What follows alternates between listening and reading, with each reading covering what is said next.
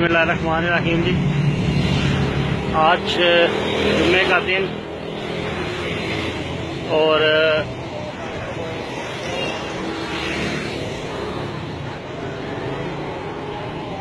1:05 का टाइम हो चुका है। मैं इस टाइम सिविल लाइन जेलम पे मौजूद हूँ। अभी कुछ देर पहले इधर बल्दिया की तरफ से इंक्रोचमेंट ऑपरेशन लॉन्च किया गया।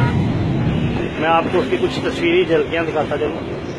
मैं जनाब वज़ीर-ए-आज़म पाकिस्तान इमरान खान साहब, जनाब वज़ीर आला पंजाब उस्मान बुज़दार साहब और जनाब वज़ीर बल्दियात अब्दुल अलीम खान साहब से ये गुजारिश करता हूँ कि ये देखते जाएं और अपने हम कानून में फ़र्क देखते जाएं कि ये गरीब के थड़े तो तोड़ दिए जा चुके हैं,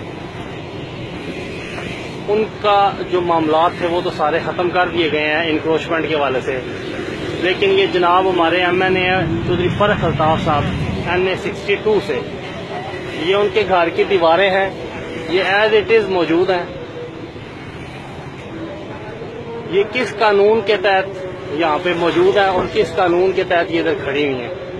मैं आपसे गुजारिश करता हूँ कि फिल फोर इस पर नोटिस लें और इस नाइंसाफ़ी के सिस्टम को ख़त्म करें ताकि अवाम आपसे उसी तरह मोहब्बत कर सके जिस तरह वो वोटों से पहले करती थी।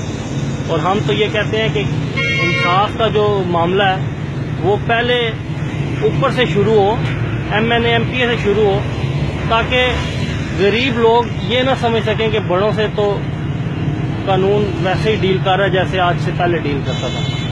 बहुत शुक्रिया। मैं उम्मीद करता हूँ कि आप इस पर फिल फोर एक्शन लेंगे। अस्सलाम वालेकुम।